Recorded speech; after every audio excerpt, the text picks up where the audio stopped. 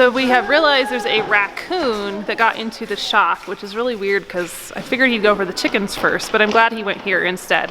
Except he's been eating through some wiring and knocking stuff over, and he broke open a dog food bag, and he's kind of making a mess. So we're gonna see if we can trap him tonight and get him out of here before he decides to go down to the chicken coop.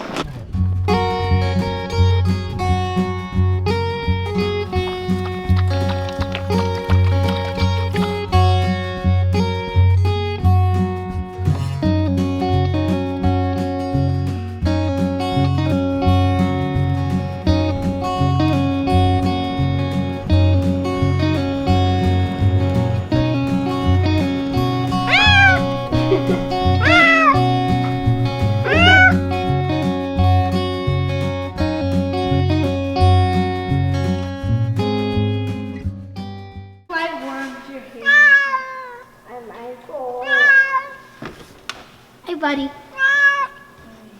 gotta get the cat out of the shop so it doesn't go in the trap instead of the raccoon. Can you grab him, Mace? Is he gonna let you? Sure. Is this Snowbell? Yeah. Come here, buddy. Come here. No.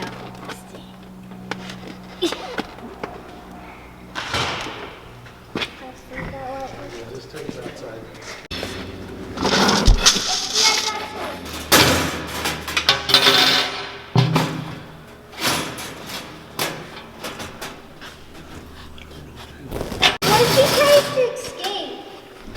Well, he can't once he's inside. Corner right there. So I think he's up here, jammed underneath the tool. Oh, there he is. He's stuck under here, or behind here, behind the toolbox. So, yeah, hopefully he'll come out tonight when we leave and the lights go off. Doesn't look super happy right now. Trying to do it. Watch out. I want to sweep all this up here. Look. Hey, look. There's a bike wheel. Look at, there's a bike wheel we can use for that little red bike. I think it's a wheelbarrow wheel. Mommy, we want to be done right here. We don't do that. So hopefully all the dog food's gone, so he won't have anything to eat tonight, and he will be more inclined to go eat the cat food.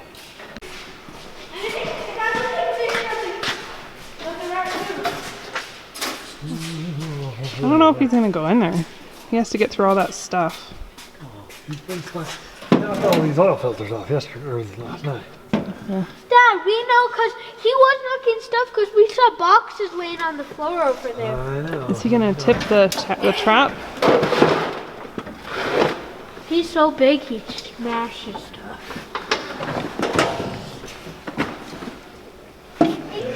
So there is some raccoon poop over here, and he chewed through this thing. What is this? Oh, battery charger. Shoot the battery charger right in half. Chewed it in half. Well, it was plugged in. Knocked the ladder off the wall, so he's kind of been in here making a mess. So in my free time, one of the things that I enjoy doing is messing around in the wood shop.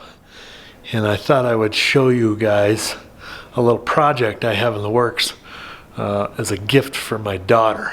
My daughter likes to collect these Breyer horses. She's got a whole slug of them.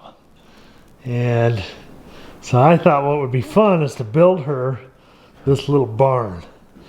And I have made it all scale, and I have cut every single piece of wood. I've cut all of these guys out on a bandsaw, and so it's all rough cut wood.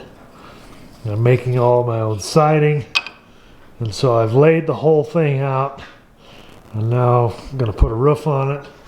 Finished doing this board and batten siding here. This is what's going to be along the back side, and then I'll have 4 windows. I got one started here, another window there, one there laid out, and then I'll have board and batten on this side. And I made these little doors.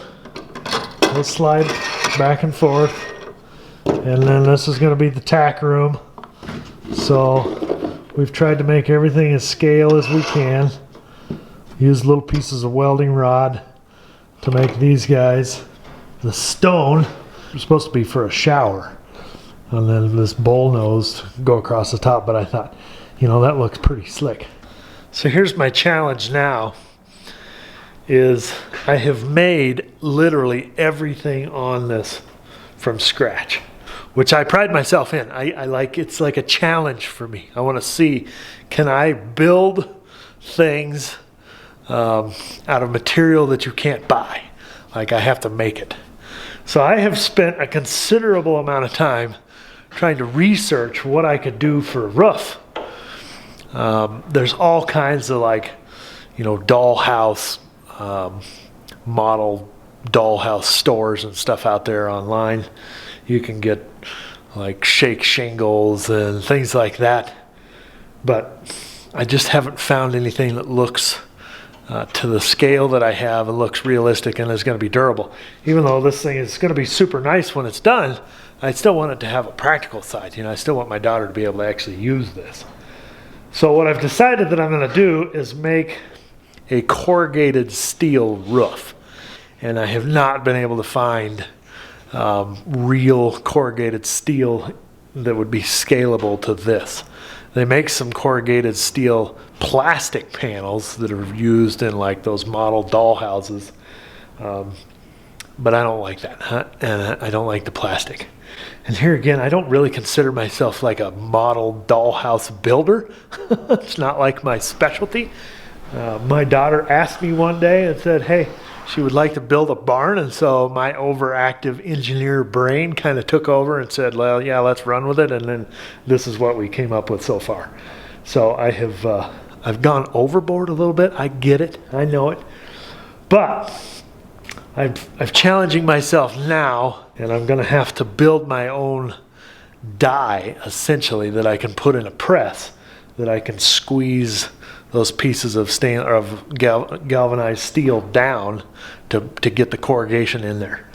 And then using a brake, I should be able to build all of my own trim pieces and flashing and all of that to make it look just like a regular real corrugated steel roof would look.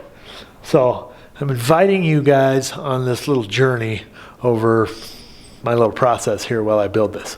Let's see what we can come up with. Okay, we're gonna go see if the raccoon's out there. Okay. See if we caught it.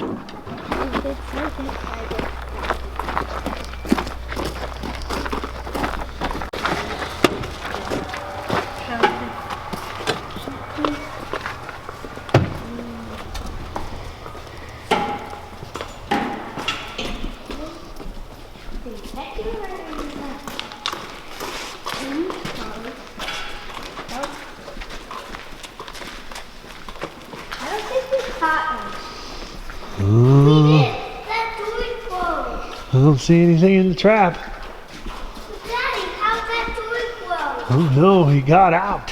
What? How did he get out? I was thinking that. How'd he get out? It looks like he clawed his way out right there. Well, we had a failed mission.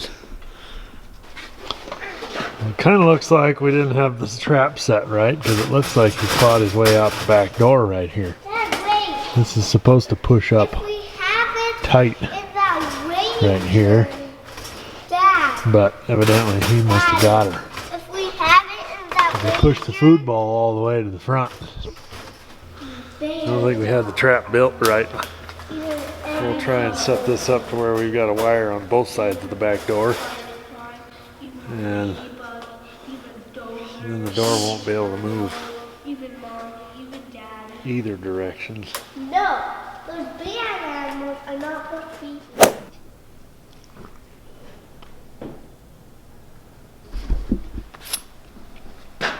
Okay, so I cut this little tiny strip right here. And this little tiny strip is what we'll use as a gauge to figure out the spacing that I need to use on the die to get the correct corrugation. because I want it to look realistic. I want it to look like a regular corrugated panel. So we need to figure out how much corrugation to put on there, and then the spacing between the highs and the lows on that. So I think this little thin strip will work good for that. So here's what I'm thinking. I've cut these two pieces of 4-inch by 1/2 inch thick plate, and I think that should be adequate to use as my press. And so then I've got 2 different size pieces of steel, just some rolled steel here. Some stuff that's about 3/16 of an inch in diameter, and some stuff that's about 1/4 inch in diameter. And basically, what we're going to do is cut these guys so that they lay in here. We'll put our piece of sheet metal in there, and then this guy will press down on it, and we'll make our corrugated pieces. So, what I need to figure out is what size corrugation would look better. Either this 3/16, which is that's kind of what I'm leaning towards. This 1/4 inch seems like maybe that would be a little bit too big, but we'll do some play in here and figure that out.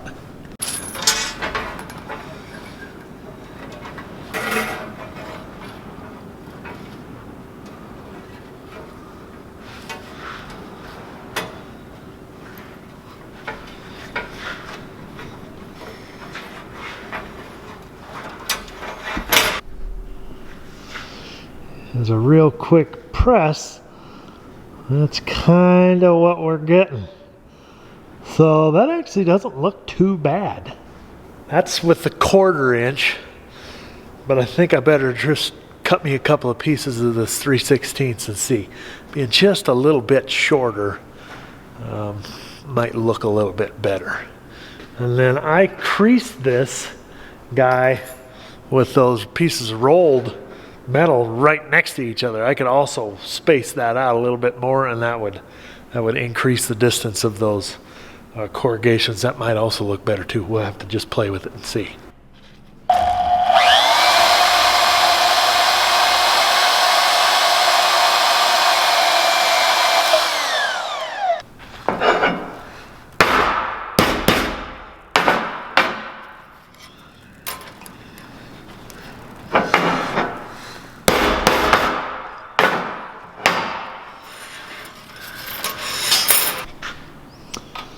All right, I think you get the idea what we're looking at here. So again, I'll build the whole press and a jig for this whole guy to fit in. We're just trying to look and see if we can get the spacing on the corrugation right. Oh, I think that is gonna look sweet. I think that looks pretty good. I like it. So now, just to build the rest of the tool. Kirby, where is he, dude? So we got day 2 of trying to catch this raccoon, and we did not get him last night. He didn't touch the dog food in there, but he's still in here because he knocked this ladder down again. Made a big mess. Somehow he's injured himself because there's blood all over the floor right there. He did come through here. He probably did come through here, but he just ignored the trap. Yeah, probably. He escaped once from this trap last night, so he probably knows to stay out of it. Well, we're on day 3 of the raccoon creating havoc in my shop. And so far, I have been unable to catch him after he escaped that first night. Unfortunately, I didn't have the trap back door put together correctly. So he was able to like claw that back door up and get out. And now he's pretty well wised up to the trap and is not going back in there. I've taken away all the food, I've taken away all the water, except for the food that's in the trap. But right now, he just finds sport in going around knocking crap off all of my shelves. The day before, he climbed up this wall, probably up that piece of conduit all the way up there, I don't know if you can really see it or not, but there's a light switch up there, which serves as a disconnect to my garage door opener. And he turned that switch off when he was trying to climb the wall. And then I'm guessing he probably got on top of this pipe for my heat, and then climbed all the way down and then jumped off over here on top of the office wall. Because he knocked a bunch of stuff off right here, and then he knocked all these boards down, knocked all these things down right here that were sitting up on top of this shelf. So he's really doing a number out here.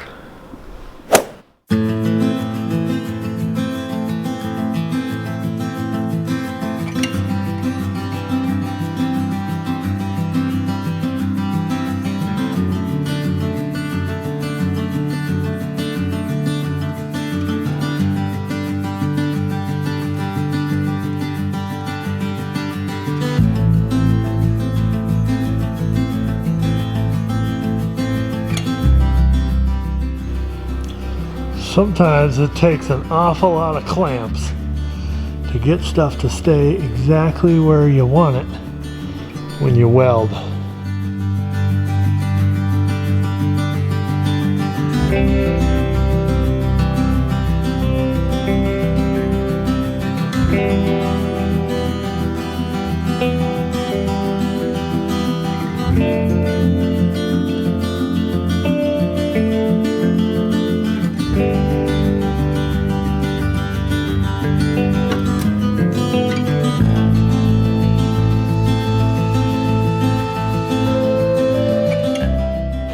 Just pressed this down for one guy, and I think we're finally getting somewhere. Now this piece wasn't long enough, but it made a beautiful crimp. It's exactly what I'm looking for. So now I'm just going to have to play with how long or how wide each strip is going to be. It may need to be narrower or wider so that I can press it, say, 3 or 4 times per sheet. So we'll see.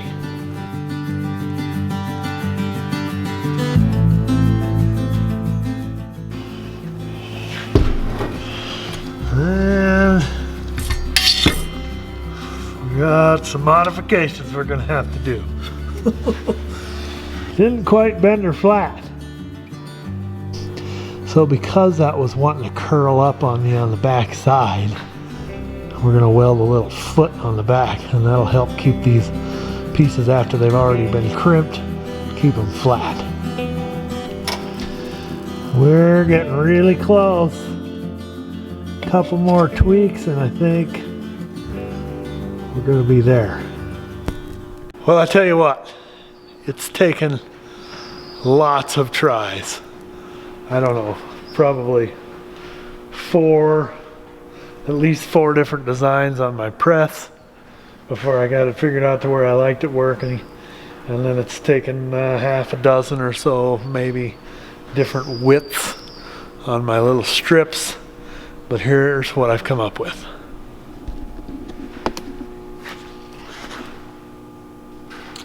Look at that. That's 3 different pieces right there.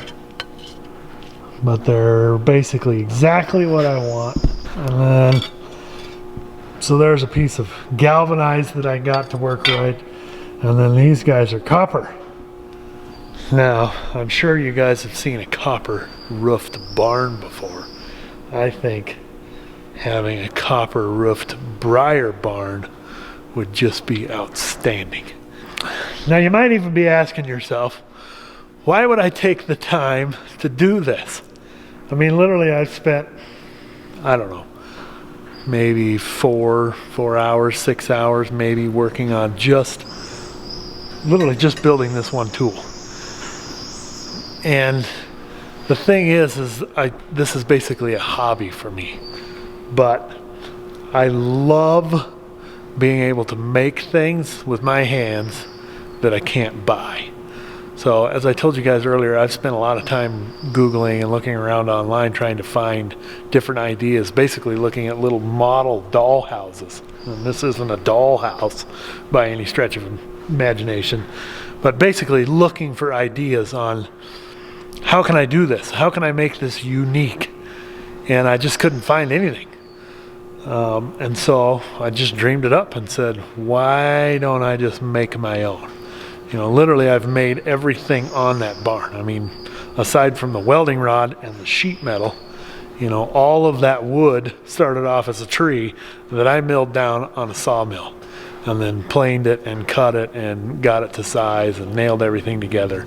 And I just think that's really neat. I like to push myself and I like to challenge myself to try to find ways to build things that are unique. And that's what I love doing. So tune in next time. And I will share with you guys my journey on how I put this roof on. Ideally, I want to have this whole thing before Christmas, done before Christmas for my daughter Mesa. We'll see you guys then.